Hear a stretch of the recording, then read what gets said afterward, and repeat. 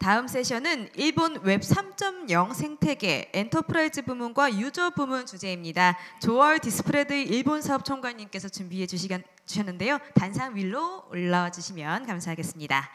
네, 조얼 일본 사업 총괄님은 동경대학교에서 석사과정 수료하셨고요. 웹 3.0 시장 전략 컨설팅 기업 디스프레드에서 애널리스트와 일본 사업 총괄 역할을 맡고 계십니다. 박수로 모셔보겠습니다.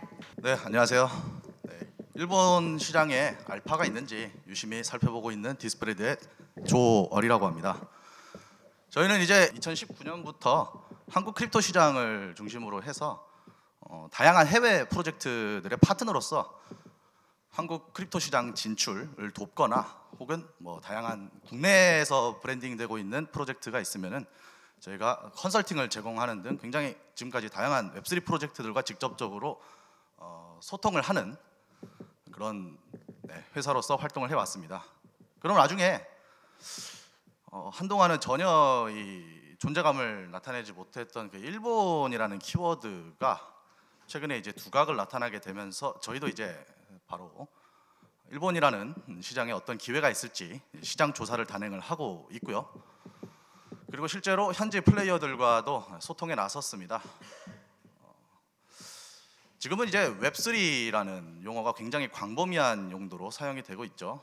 그 안에는 굉장히 다양한 산업군이 이미 존재를 하고요. 또한 동시에 다양한 플레이어들도 존재를 합니다. 지금 당장 일본 시장을 분석하는 데 있어서 그 산업군을 하나하나 다 파헤쳐서 분석하는 데는 아직 시기상조라고 생각을 하고 있고요. 대신 플레이어들을 좀 나눠서 분석을 해보면 어떨까? 굉장히 효과적일 것이다라고 저는 생각을 하고 있습니다. 그래서 이제 일본 시장이 어떤가, 혹은 정말 미래가 있는가, 매력이 있는가라는 것의 이야기를 나누기 위해서는 실제로 그 이야기의 대상이 되는 플레이어가 누군지에 따라서 굉장히 그 분위기가 매우 달라요. 저는 그 크게 나눠서 엔터프라이즈 부문 그리고 이제 크립토 커뮤니티라고 불리우는 유저 부문 이렇게 두 개로 나눠서 분석을 하는 것을 선호를 하고요. 그래서 이번 자리를 빌려서 각 부문별로 지금 상태가 어떻고 특징은 무엇이고 향후 과제가 무엇인지에 대해서 설명드리도록 하겠습니다. 지금까지 일본 생태계는 그렇게 복잡하지가 않았어요. 대개 이제 트위터에서 공개적으로 활동을 하고 있고요. 부수적으로 이제 디스코드도 많이 사용을 하는데 대개 이 안을 쳐다보면은 일본으로 이제 일본 국내 프로젝트들을 팔로우하는 라이트한 플레이어들이 있고요. 그리고 이제 어디서나 존재하는 트레이더들도 있죠. 세 번째로 해외 근본 프로젝트가 무엇인지 팔로우하는 그런 이제 헤비한 유저들도 있고 이런 식으로 이제 플레이어가 간단하게 나눌 수 있었는데 지금은 정부기관 그리고 엔터프라이즈들이 산업에 참여를 선언을 하면서 굉장히 복잡기가 형성이 됐어요. 원래는 이제 크립토 커뮤니티 단에서 커뮤니티하고 이제 엔터프라이즈 단에 지금 당장은 크게 그렇게 연관이 없습니다. 왜냐하면은 커뮤니티 단에서는 되게 이제 오랫동안 열심히 커뮤니티에서 플레이해왔던 이제 헤비 유저들이 이더리움이나 레이어 2 단에서 열심히 활동을 하고 있으면서 그 와중에 이제 종합과세 언제 풀어주느냐 이런 이야기에 대해서 이제 관심을 가지는 반면에 엔터프라이즈 단에서는 사실 사업의 대상이 대중들이기 때문이에요. 대중들은 이제 크립토에 대해서 전혀 잘 모르지만 그 수가 절대 다수이기 때문에 엔터프라이즈들은 이제 대중들을 대상으로 사업을 구상하고 있다. 그래서 지금 당장은 커뮤니티 단과 엔터프라이즈 단은 당장 연관이 없다라고 생각을 할 수가 있는데 앞으로 이제 정부기관이 이 산업을 장려를 하고 규제 친화적으로도 규제를 만들어주고 동시에 엔터프라이즈들이 대중을 대상으로 실제로 프로덕트를 만들기 시작하면서 이 대중들에게 신뢰감이 형성이 될 거라고 생각을 해요. 신뢰감이 형성이 되면 이들의 일부가 크립토 커뮤니티로 들어오게 될 것이고 그럼 이 복잡계가 하나로 연결이 되는 커다란 생태계가 일본에서 하나가 만들어질 것이라고 기대를 하고 있습니다. 하지만 지금 당장은 대중들이 커뮤니티에 일괄적으로 들어오면서 생태계가 대통합이 될 것이다 이런 이야기를 나누기에는 아직 시기상조라고 생각을 하고요. 지금 당장 그래서 플레이어들을 엔터프라이즈 부문과 커뮤니티 부문 이렇게 나눠서 저희는 분석에 임해야 된다고 생각을 합니다. 첫 번째로 이제 엔터프라이즈 부문에는 전통 기업들이 주도를 해서 사업 모델에 블록체인을 적용을 하고 기존 사업에 블록체인을 적용을 해서 이제 부가가치가 있나 이런 것들을 시도하는 플레이어들이라고 볼 수 있고요. 두 번째는 이제 빠르게 치고 나가서 신규 이 사업을 선점하고자 하는 플레이어들을 살펴볼 수 있고, 세 번째로는 이제 퍼블릭 체인을 기반으로 엔터프라이즈들과 협력을 해서 실생활에 사용할 수 있는 프로덕트를 만들려고 노력하고자 하는 플레이어들이 있습니다. 두 번째로는 이제 크립토 커뮤니티 부문이죠. 여기에는 기존에 열심히 트위터를 기준으로 활동을 해왔던 오래된 유저들이 첫 번째로 이제 기성 커뮤니티 플레이어라고 표현을 했고요. 두 번째로 이제 앞으로 들어오게 될 대중들을 두 번째 플레이어라고 제시를 했습니다. 먼저 이제 엔터프라이즈 부분에 대해서 설명을 드리겠는데요. 가장 먼저 말씀을 드리고자 하는 부분은 일본 기업들이 이제 주축이 돼서 자기들이 이제 프라이빗하게縄張り 싸움을 하는 플레이어라고 볼 수 있어요. 그러니까 프라이빗하게 자기들의 파이 싸움을 하는 자기들만의 리그를 펼치는 플레이어들인데요. 대개 이 플레이어들은 어디서 많이 들어본 기업들과 이제 블록체인이라는 용어가 이제 합심이 돼서 대서특필이 되는 경향이 좀 있는데, 대개 일본을 위한 사업들이 대부분이에요. 그래서 이제 아마 이 부분은 우리나라 기업이 좀 기회를 찾기가 어렵지 않을까라고 생각을 하는데, 예시를 들어서 말씀을 드리자 보면은 싱가포르 금융관리국이 진행한 디파이 프로젝트 가디언이라고 있죠. 여기서 이제 실제로 싱가포르 달러 그리고 뭐 엔화 채권들이 토큰화돼 가지고 실제로 온체인에서 거래가 됐는데 이제 싱가포르 달러 측은 이제 JP 모건과 이제 DBS 측이 담당을 했고, 엔화 쪽은 이제 SBI가 당당하게 참여를 했는데, 그 과정에서 일본의 금융청도 나서서 감독관으로도 지금 참여를 하고 있다고 해요. 근데 이 풀은 퍼미션드 풀이라고 해서 이제 허락을 받은 주체만이 사용을 할 수 있는 그런 프라이빗한 풀이고, 아마 블록체인을 사용해서 금융기관들이 국제 거래를 하는 데 있어서 먼저 이제 일본이 자신들만의 쉐어를 좀 먼저 확보하고자 빠르게 치고 나가는 모습이라고 볼 수 있을 것 같고요. 두 번째로 토큰 증권 자체는 애초에 토큰 증권은 일본에서 2020년부터 발행이 되기 시작했죠. 그래서 지금은 이미 일본 거래소 그룹이 주도를 해서 곧 퍼블릭하게 거래가 이루어질 거라고 얘기를 하고 있고요. 세 번째로는 아까 이원준 대표님도 말씀해 주셨던 이제 미쓰비시가 주도하는 이제 프로그맷이라는 플랫폼이 있어요. 이거는 이제 엔화 스테이블 코인을 발행하는 플랫폼인데, 마찬가지로 일본의 메가뱅크들이 중심이 돼서 컨소시엄을 이루고 프라이빗하게 관리를 하고 있습니다. 그렇기 때문에 이런 식으로 자기들만의 이제 프라이빗하게 자신들만의 리그를 펼치고 있는 플레이어들이 있는 반면에, 다음으로 이제 퍼블릭 체인을 기반으로 해서 엔터프라이즈들과 합심을 해서 실제로 프로덕트를 만들어 보자라고 선언을 하는 플레이어들이 있는데, 아마 우리나라 기업이 기회를 찾기 위해서는 이런 퍼블릭 체인과 협력을 하는 데서 이제 기회를 찾을 수 있지 않을까라는 생각을 하고 있고요. 대표적으로 아스타가 있죠. 아스타는 원래는 이제 글로벌 블록체인으로 다른 체인들과 경쟁을 해서 우위를 점하고자 노력을 했지만, 지금은 완전히 일본 대기업들과 협력을 해서 실생활에 적용이 가능한 프로덕트를 만드는데 모든 리소스를 집중하겠다라고 피벗을 선언했어요. 근데 이제 지금 당장 어떤 프로덕트가 나온 건 없어요. 대부분 이제 MOU를 맺었다거나 아니면 아스타 재팬 랩스에 어떤 기업이 합류했다거나 이런 뉴스가 대부분이고, 이제 최근에 그나마 아스타의 스핀오프죠. 스타테일 랩스라고 있는데, 스타테일 랩스가 이제 소니와 이제 합작법인을 설립을 해서 소니 체인을 만든다고 해요. 소니 체인은 이제 아스타 위에 올라오는 체인이 될 거고요. 이런 식으로 로드맵을 살펴보면은 일본 대기업들과 협업을 해서 실제로 프로덕트를 만들어내는 선례를 만들면서, 물론 동시에 체인 자체의 성능을 업그레이드하고 인프라 생태계도 많이 구비를 해야 될 거지만, 그것을 선례로 한국 시장에도 진출을 하겠다라는 야망을 보이고 있어요. 그렇게 동아시아의 블록체인 허브로 거듭나는 로드맵을 가지고 있으니 이 부분은 참고하시면 좋을 것 같고요. 네, 아스타뿐만이 아니라 예를 들어 폰타 포인트라고 혹시 들어보셨을지 모르겠는데, 라쿠텐 포인트, T 포인트 다음으로 제일 잘 나가는 폰타 포인트라고 있어요. 이 폰타 포인트의 시스템을 블록체인에 올리겠다라는 발표가 있었는데, 아발란체를 사용한다고 해요. 아발란체는 가장 기관의 수요를 충족시킬 수 있는 성능을 보여줄 수 있는 그런 체인 중에 하나인데요. 실제로 아발란체는 일본에서 사업 개발에 유의미한 성과를 내는데 성공했고요. 앞으로 1억 명의 폰타 포인트 사용자가 자기도 모르게 아발란체 유저가 되어 있을 것이다 라는 이야기를 암시하고 있어요.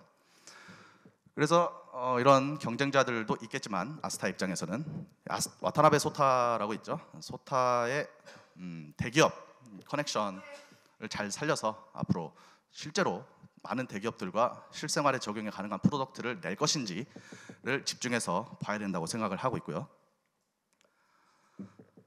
다음으로 이제 아스타가 아니라 오아시스가 또 있죠. 오아시스는 완전히 게임 체인으로서 이름을 올리고 있는데 실제로 대기업들과 협업을 해서 게임 론칭 예정인 게임이 굉장히 많이 있어요. 하지만 아직 나온 거는 없고요. 실제로 정말 재밌는 게임들이 나와서 오아시스가 목표로 하는 평범한 일반 게이머, 일본에는 게임 플레이어들이 굉장히 많죠. 일반 게이머들을 자신의 플랫폼에 온보딩을 할 수 있는지를 정말 재밌는 게임이 나와서 정말 올라올 것인지를 살펴보기 위해서는 실제로 게임이 나와봐야 안다라고 업계 관계자들은 입을 모아서 이야기를 하고 있고요. 물론 정말 대박 게임이 하나라도 나와준다면은 그게 이제 레퍼런스가 돼서 신규 유저들도 신규 게임들도 물밀듯이 들어올 거는 뻔한데 그 첫 타자를 누가 만들어 줄 것인지 아니면 실제로 오아시스에서 대규모의 자본 집약적인 정말 재밌는 게임을 내서 일반 사람들이 들어올 수 있을지에 대한 평가도 결국에는 사후적으로 게임이 나와봐야 한다라고 업계에서는 얘기를 많이 하는 걸로 알고 있습니다.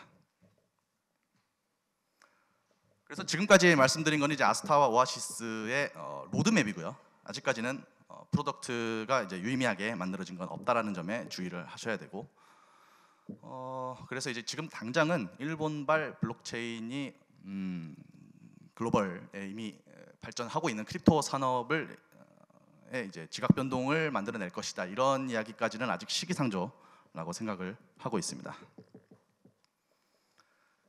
포함해서 앞으로의 이제 엔터프라이즈 부분의 과제라고 하면은 아직 상장 기업이 토큰을 들고 있을 수가 없죠. 상장 기업 회계 공시 기준이 없다라는 점.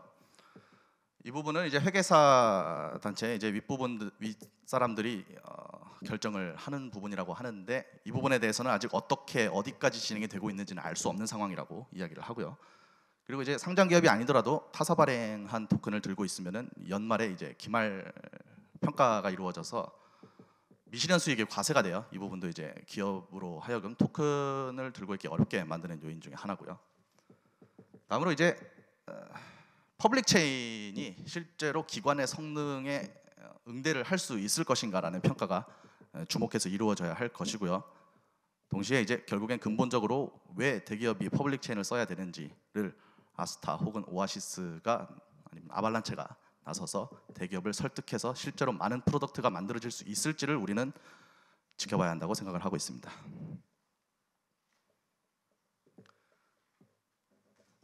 아예 다른 부분으로 커뮤니티 부분을 지금부터 살펴보도록 하겠습니다.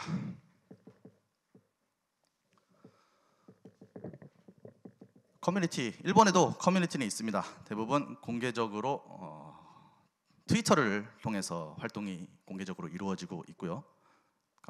디스코드도 많이 사용되는 걸로 알고 있어요. 텔레그램은 많이 안 쓰는 걸로 알고 있고요. 일본 유저들은 되게 블록체인을 잘 모른다, 디파이 잘 모른다, 아니면은 뭐 아무것도 모르고 NFT 핫한 거 있으면 사고 다이아몬드 핸드가 된다 이런 이미지를 갖고 이런 인식이 되게 만연해 있는 것으로 알고 있는데 되게 이 말은 반은 맞고 반은 틀린 소리예요. 일본 커뮤니티에서 열심히 활동하고 있는 유저들을 잘 살펴보면 그들의 지식 수준이 굉장히 높다라는 것을 알 수 있습니다. 이들이 가끔 작성하는 심층 분석 리포트라거나 아니면은 디파이나 혹은 블록체인 관련해서 최신의 트렌드를 따라가는 모습은 굉장히 수준이 높다라는 생각을 하고 있어요. 아마 이들이 일본어로만 된 커뮤니티에서 활동하는 게 아니라 정말 영어를 자유자재로 구사할 수 있었다면 충분히 글로벌 오피니언 리더가 다수 일본에서도 발생하지 않았을까라는 생각을 가질 수 있었습니다. 하지만 문제는 그 수가 절대적인 수가 많지 않다라는 점이고요. 그래서 1번 소수의 기성 유저라고 표현을 했는데, 이들이 결국에는 이제 열심히 오피니언 리더로서 일본에서 교육 자료를 만든다거나 아니면 해외 문물을 커뮤니티에 전달을 해준다거나 라는 활동을 열심히 하고 있고, 일본은 풀타임이나 파트타임으로 코인포스트, 크립토타임즈와 같은 이제 미디어에서 활동을 하거나 아니면 기업화된 웹3 커뮤니티, 쿠다사이 재팬, 보딩 브릿지와 같은 경우에서 열심히 활동을 하고 있고, 동시에 이제 온체인 유저들의 이제 게이머 비중이 높다 보니까 게이밍 길드의 지분도 매우 높은 걸로 알고 있습니다. 이렇게 열심히 활동을 하고 있지만 가장 문제는 온체인 유저 수 자체가 적다라는 점이 모두가 정말 힘들어하는 부분이고요. 그래서 이제 이 기성 유저들이 지금 착목을 하고 있는 부분은 3번의 가볍게 즐기기 위한 유저라고 합니다. 일본 커뮤니티에는 특이하게 가볍게 즐기기 위한 유저층이 두텁게 존재한다고 하는데요.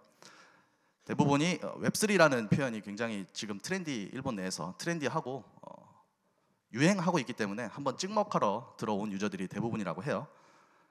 그런데 되게 당장 돈을 어떻게 크게 한번 벌어보겠다 이런 느낌의 유저들이 아니라, 정말 재밌는 게 있나, 뭐 즐길 것들이 있나, 아이쇼핑 하듯이 이 온체인에 올라오는 유저들이 꽤나 두터운 층을 지금 이루고 있다라고 얘기를 하고 있어요. 그래서 이제 기성 유저들이 그러한 두터운 유저층들을 리텐션을 유지를 하고 계속해서 새로운 유저들이 들어오기 위해서 노력하고 있는 부분이라고 하면, 역시 가볍게 즐길 수 있는 아이템들을 커뮤니티의 화제로 계속 화제를 불러일으키고 있는데요. 대표적으로 게임이 있죠. 게임은 정말 좋은 아이템이에요. 가볍게 정말 즐길 수 있고 초기 투자금도 많이 들지 않고요. 그래서 정말 재밌는 것들을 찾아 들어온 라이트한 유저들에게 좋은 아이템이 될 수 있고, 동시에 이제 웹3, SNS도 굉장히 커뮤니티에 화제를 불러일으키는 걸로 확인이 됐고요. 그리고 이제 일본에서만 유행했던 니폰 아이돌 토큰이라고 있어요.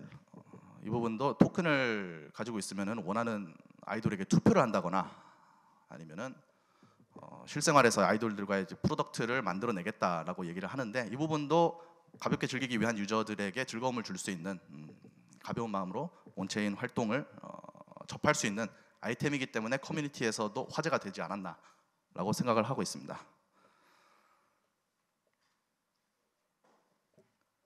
이렇게 열심히 기성 유저들과 업계의 커뮤니티 플레이어들이 열심히 활동을 지속하고 있지만, 여전히 일본 크립토 커뮤니티의 현재 문제점은 절대적인 수가 적기 때문에 아직은 크게 매력적이지 않은 커뮤니티라는 표현을 받고 있는 거고요.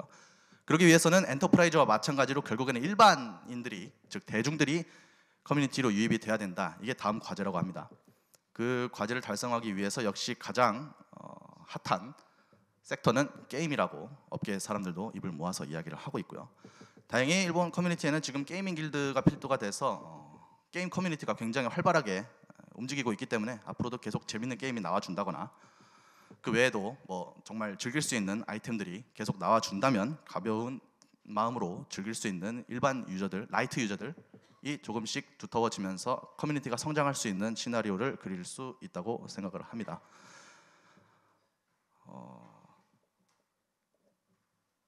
그래서 이제 제가 생각하는 일본 크립토 커뮤니티가 크게 성장할 수 있는 불리시한 베스트 시나리오를 꼽아보자면은,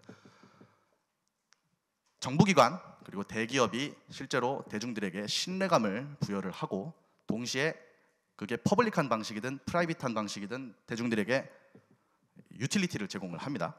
그렇게 되면 대중들의 일부가 크립토 커뮤니티로 유입이 될 것이고, 신규 유저들을 위한 기성 유저들이 교육 자료 아니면은 많은 컨텐츠, 다양한 재밌는 것들을 많이 가져다 주면서 초보자 커뮤니티도 운영을 하고 이런 식으로 서포트를 할 거예요.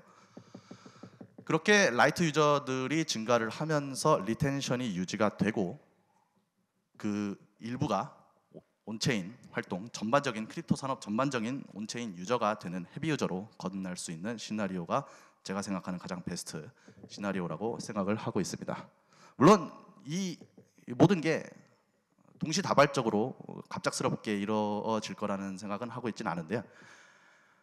하나둘씩 퍼즐이 맞춰가면서 엔터프라이즈 단과 커뮤니티 단이 함께 부상을 하게 된다면 일본 시장은 정말 국제적으로도 무시할 수 없는 굉장한 영향력을 가진 커뮤니티가 만들어질 것이라고 생각을 하고 있습니다. 지금 당장 이 국내 일본과 한국을 비교해서 국내 거래소 계정 수를 살펴봤는데요. 우리나라가 굉장히 투기 열풍이 강력했던 것만큼 인구수 대비해서 굉장히 높은 계좌 수를 보유하고 있는 것이 확인이 되는데, 동시에 시간이 갈수록 계속 눈에 띄게 줄어들고 있는 계좌 수를 볼 수가 있는 반면에, 일본 같은 경우에는 특히 여기 그래프에 보이는 21년 12월이 지금 이 끔찍한 베어마켓의 시작점이에요. 그 이후로도 계속 꾸준히 증가하고 있는 모습을 볼 수 있었습니다. 이 거래소 등록 계정 수는, 거래소는 이 온램프를 위한 환전소가 되기 때문에 특히 이 거래소 계정 수가 증가를 한다는 건 유의미한 통계 자료라고 생각을 하고요. 하지만 업비트와만 따로 비교를 해봐도 엔화 거래소의 전체 볼륨은 굉장히 처참한 수준이 맞습니다. 이것 때문에 이제 일본 시장이 사실은 크게 임팩트가 없다라고 표현을 하는 사람들도 있고요. 커뮤니티 전반적인 분위기를 봐서도, 아마 이런 거래소 수치를 봐서도 굉장히 투기적인 양상은 좀 적고 정말 가볍게 즐길 수 있을 만한 라이터 유저들을 중심으로 조금씩 성장하고 있는 게 아닌가라고 생각할 수 있었습니다. 그런 거래소 통계 자료거나 아니면 지금 당장 크립토 커뮤니티의 활성도를 당장 살펴보면 확실히 지금 당장 일본 커뮤니티라는 임팩트는 그렇게 크지 않다라는 것은 사실이고요. 하지만 우리나라도 굉장한 구매력으로 내세우면서 해외 글로벌 크립토 산업으로부터 러브콜을 많이 받아왔던 것처럼, 일본도 지금 이 기세를 계속 유지를 하면서 엔터프라이즈 단이 한 건을 올려주거나 아니면은 리테일 단에서 굉장한 자본이 흘러 들어오거나 하는 방식으로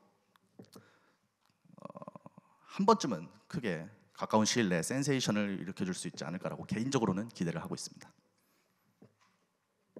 그래서 지금 당장 살펴볼 만한 근시안적인 케이스 스터디로는 정말 게임이, 대기업들이 만들어주는 게임이 실제로 일반 유저들을 온보딩할 수 있는가를 저희는 살펴봐야 되고, 지금 당장은 일본 국내 로컬 거래소로 모든 유저들이 진입을 할 것이기 때문에 거래소 계정수 혹은 뭐 입금 총액과 같은 통계 자료를 살펴본다면은 일본 시장이 실제로 성장을 하고 있는지 아닌지를 지금 당장은 살펴볼 수 있다고 생각을 합니다. 결론적으로는 일본 시장이 성장하는 데 있어서는 결국 일반인들이, 대중들이 얼마나 들어오느냐가 최종적인 정말 제일 중요한 함수가 될 것이라는 사실은 맞는데, 지금 당장은 각 플레이어들이 서로 다른 과제를 펼치고 있고 다른 방식으로 접근을 하고 있기 때문에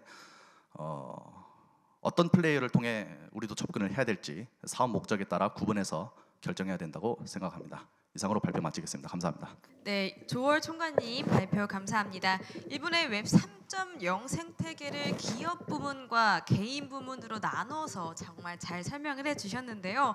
덕분에 저희 블록체인 기업들에게 굉장히 큰 도움이 되었던 것 같습니다. 많은 감사드리고요.